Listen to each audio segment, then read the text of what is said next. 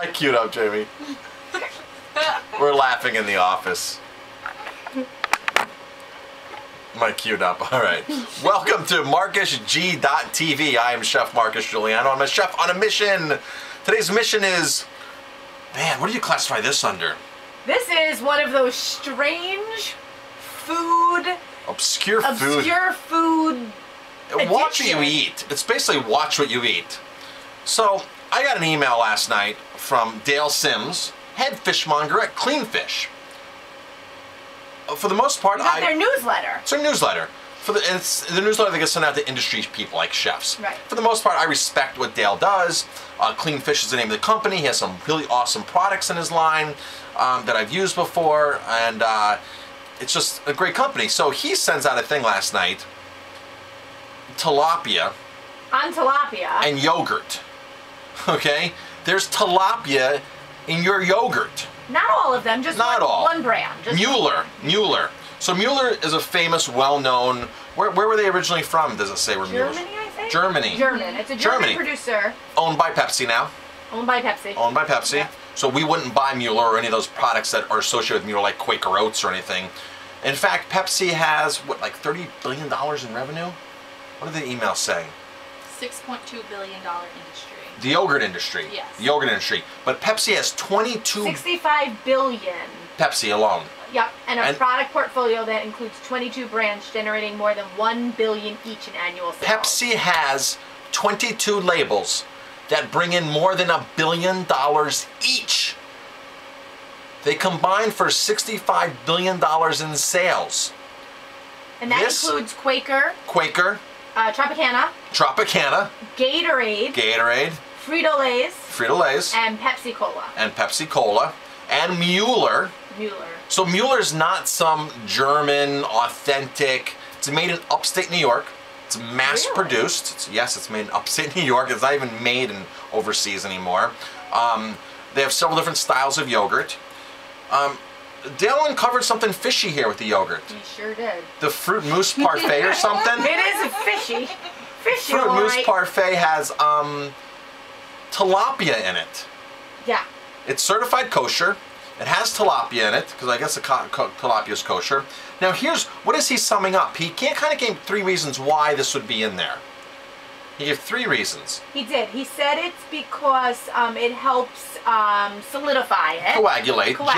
Gelatin. So you get gelatin out of fish bones, just like you do out of chicken bones, beef bones, veal bones, horse hooves, pork trotters. Those are the gelatinous properties of the animal that actually makes like gelatin. So you'd use pork gelatin.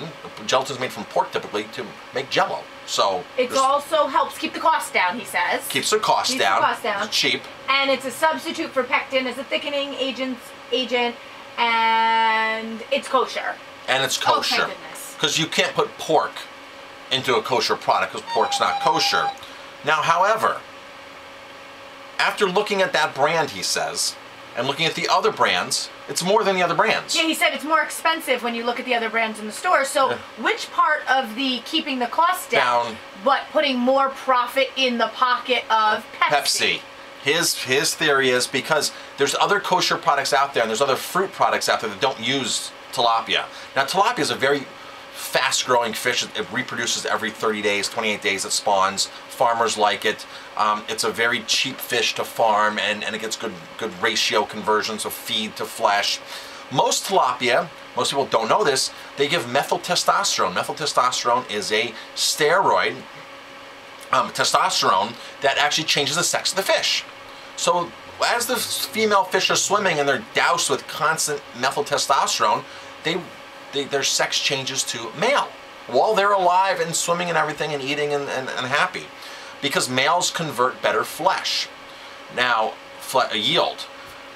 So now here's the thing about tilapia.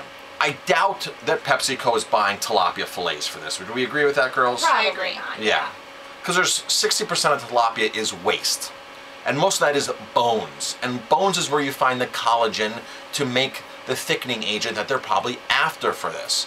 So my guess is they're buying all sorts of tilapia, miscellaneous tilapia parts left over from the processing facility, plant, to use this in their yogurt. The good news is it's on the label.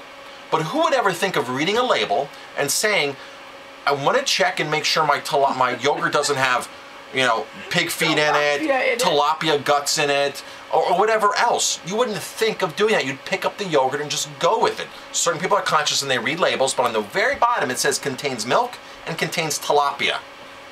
Right on the label of your yogurt. I'm not a fan of yogurt to begin with, because yogurt is basically fermented, decomposing waste. It's dairy. I'm not a fan of dairy, but people do it for the probiotics, right? The acidophilus, the probiotics.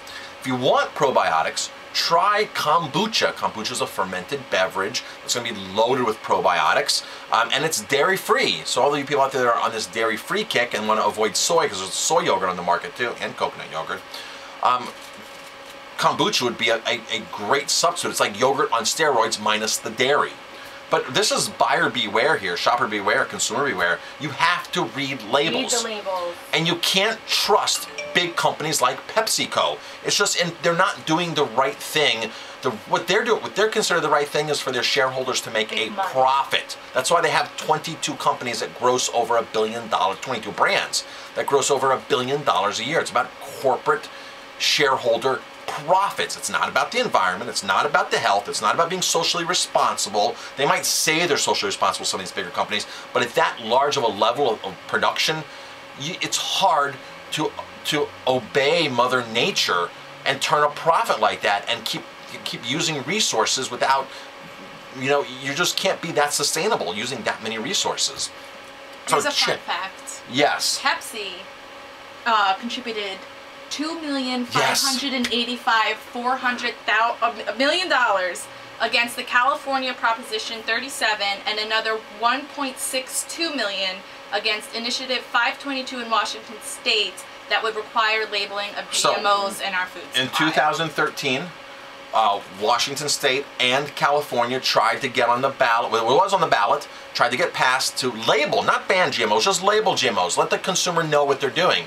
So PepsiCo forked over, what, $4 million or something to those states to fight the battle not to label what's in our food. That's enough reason right there to not support any of their products whatsoever, ever again. They're not on your side as a consumer. They are pro-GMO, they are pro-profits, they are anti-health, they're anti-environmentally responsible, and they'll do anything, sacrifice anything just to save money. And here's a classic case of putting tilapia into something just to cut costs and save money. It's ridiculous.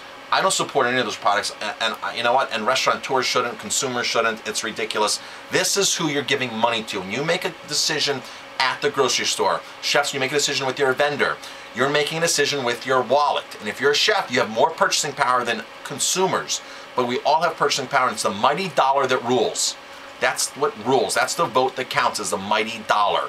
And they have more dollars than anybody else. That's why they can pass their bureaucracy crap. And bureaucracy over democracy is usually what happens. And this is how it works, is they have the money and they donate. And the only way we can take their power away is take their money away.